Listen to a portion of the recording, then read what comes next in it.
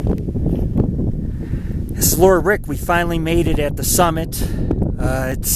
We're about 10,400 or 500 feet up. We took it from the front side, which is one of the hardest sides. There is a back side here. You can go along the back side and there's a road. We didn't even know, but it'd be pointless for us to take the road, because if you're going to do a Bigfoot investigation, this is where you're going to want to be, is all up and through here. That's where you're going to find your tracks and feces and things that you can collect samples with. But point being, we're standing on Job's Sister Peak.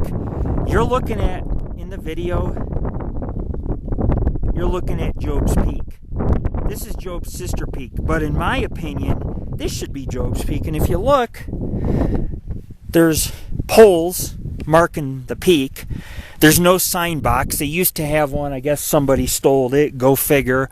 You can't sign the log anymore. There's some butterflies up here. The first I've seen. There's a pretty awesome bumblebee, and he's friendly as ever. He just lands on the rock, and I can get an inch with the camera and take his pic, and he just sits there for 10 minutes. But you got different things, different sites, and I'm going to show you them real quick, because we want to let you know we're on top, and we want to show you these landmarks.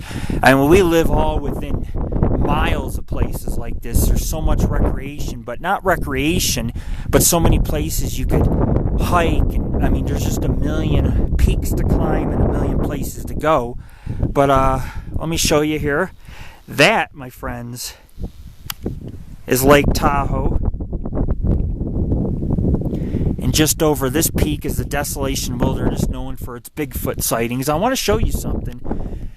Technically, this is Luther Canyon, and Bigfoot comes down almost to the Carson Valley, which is here, and he goes up, he goes over into these mountains and up along here in the Desolation Wilderness, which is known for a lot of Bigfoot sightings and evidence, and people see, every year they see so many Bigfoot. We got chased by one, so that's why we think that this is a very good Bigfoot trail or territory, or whatever you want to call it, from here all the way to those mountains there, based on our research. So our research is paid off, because we've been in the Desolation Wilderness.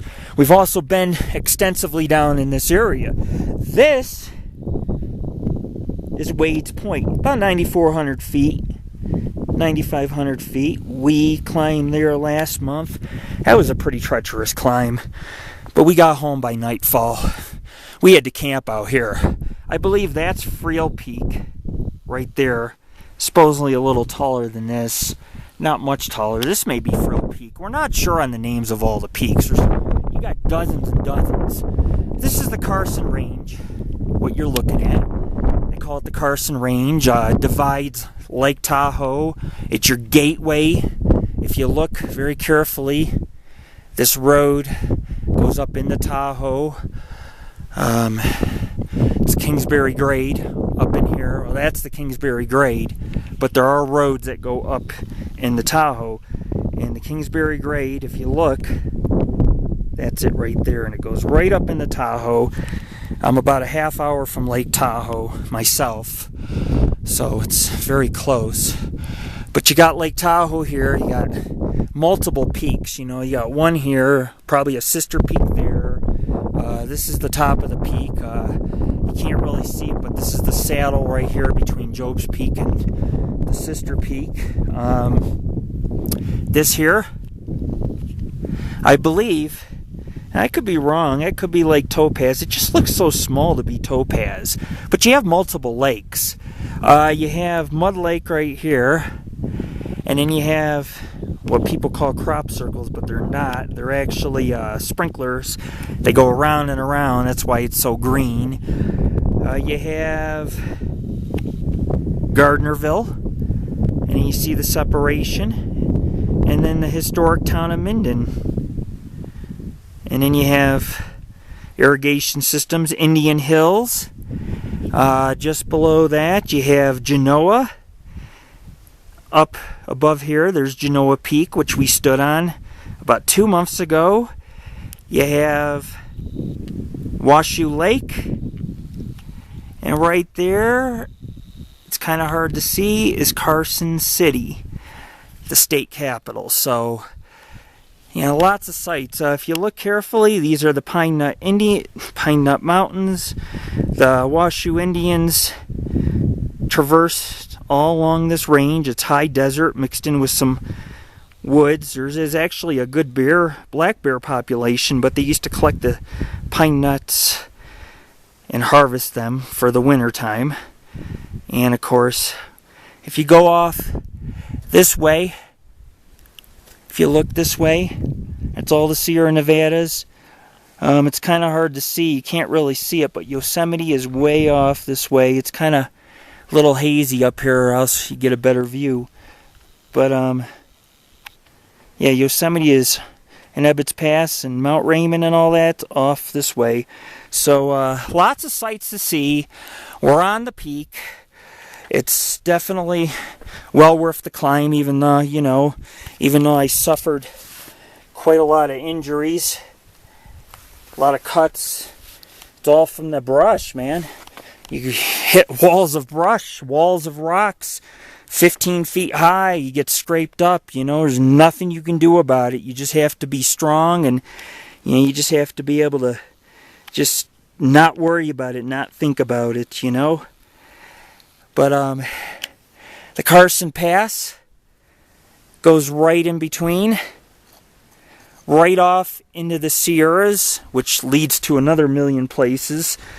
I mean, it's just amazing up here, and you know, this is definitely what we hiked up here for, you know. The Carson Valley is lush. It's still high desert, you know. And this is where the high desert in Nevada ends, and this is where California begins, where it's all green and full of pine trees, or you know, alpine trees rather. But this is the high desert, and it is quite green. I mean, if you look carefully, you can see there are pastures. The Carson River runs throughout the valley, so it's very lush. There's a lot of farms. We did the Dangberg Ranch, which you can't see, but the Dangbergs came in the mid-1800s, one of the first pioneers here, and that sits just over in here, down over here, and might be able to actually see it. They raise cattle, and they built the town of Minden, which is overshadowed by Job's Peak. But when you stand here and you look at Job's Peak and Job's sister peak, it looks like just, you can't see that there's actually trees and brush up here. You can't see it. From far away, it just looks like two caps that are brown or discolored. Those are the peaks. And then below, if you look carefully, you'll see cliffs, you'll see alpine trees. In the winter, there's probably 5 to 15 feet of snow up here, and these can stay snow-capped all the way up into July and August. Last year, these stay snow-capped all the way to the beginning of August. So it just gives you an idea. A harsh winter, you know, you can't climb these peaks in the summer because you'd have snow and you just keep slipping and sliding. But anyways, this is Lord Rick. We're doing our 4th expedition of Job's Peak region of the Paranormal Ghost Society. Please check us out at that's too many W's, 3 W's.paranormalghostsociety.org. And Jared's 11 years old. He just turned it the other day ago. What do you think about this climb, man? Easy. It wasn't easy. Tell the truth. It is. It's easy at first. Then once the gravel came, it was hard. Then once the Decomposed granite. Yeah. And then once I started walking on rocks and stuff, it was easy. What about the Bigfoot evidence? Like that track we found with the toes 1,000 feet down where we camped? No one would walk up a mountain with no shoes on. So it... Well, you see how the size of the toes? It was like 4 big toes. Yeah. Nobody has 4 big toes like that. No. And then we found tracks on the way up, like toe impressions and things. So definitely. What do you think about camping here for the night under the stars? It was terrific. I got to see Mars, got to see many stars. It was terrific. terrific? Yep. Yeah, Mars was pretty cool. What about activity? Anything strange last night? Yeah, lots of branches breaking and some weird noises. I heard howling earlier this morning. Me too. Yeah. Anyways, folks, that's Jared's interview. I hope you can hear it. I don't want to get up in his face. I want to show some scenery while he's talking. But there was some howling. There was some branches this morning breaking, like something came to check us out. Didn't get too close. Probably noticed humans or smelled humans, but it could have been an animal too. But I can't explain the howling. It came down in here. And of course, this is primitive. I mean, honestly, this is Luther Canyon, but when you get up in the Luther Canyon, which ends, by the way, Luther Canyon ends right over here. And there's also a creek. Luther Creek runs all the way down and out. It used to drain into the Carson River, and there used to be Lahontan trout. No more, but the creek still runs. It still flows through Luther Canyon. That's where we heard it from, was up in here. Very, like I said, very primitive. That's a very hard mountain to get to.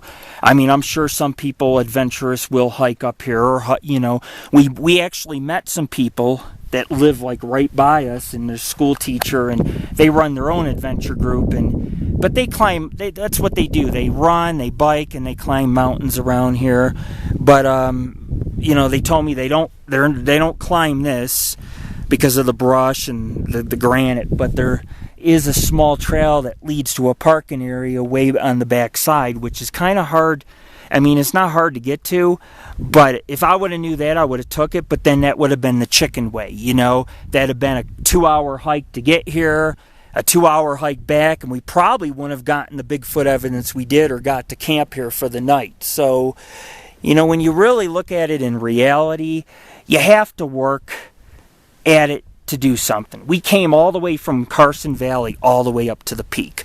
We didn't start 1,000 feet below the peak and park, you know. We climb from the bottom, and that's what makes the Paranormal Ghost Society special, is that we're willing to do the extreme type of things that are needed so that we could collect the evidence and do the research, try to take a path that Bigfoot might take. And we found some impressions on the gravel. Could have been human, but then when you find some toe impressions and then a bunch of other impressions that are large, you kind of think, well, you know, maybe Bigfoot does traverse up in this way and goes over into the Desolation Wilderness. But anyways, it's time to cut the film. We want to thank you for your support, our fans, our followers, our friends of the Paranormal Ghost Society. We've lost some equipment up here. We always appreciate donations, any participation, whether you come from out of state and you want to help with these adventures or move here and be a part of our team.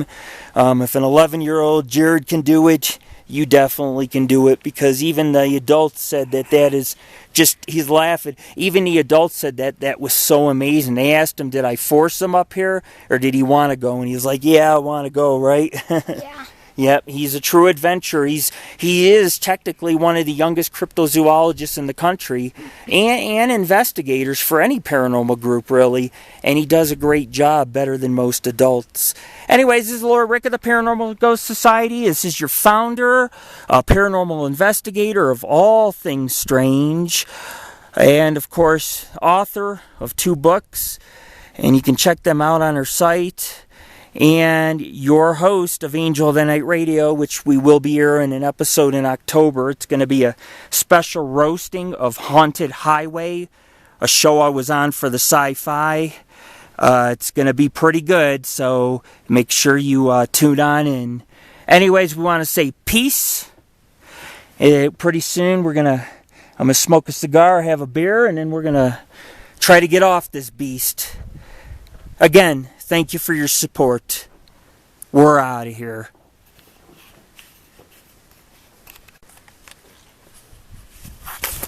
Just want to say peace to my fans. And peace to my friends.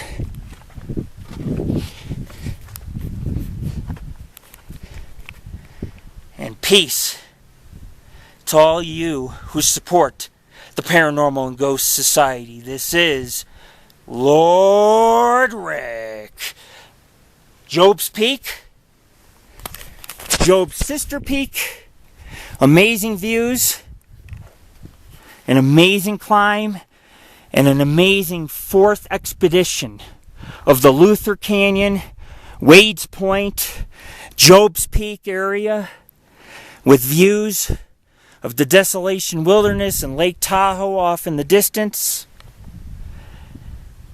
the Carson Valley. Just amazing. Just amazing. It's time to make our descent down. And so we will see you at the bottom.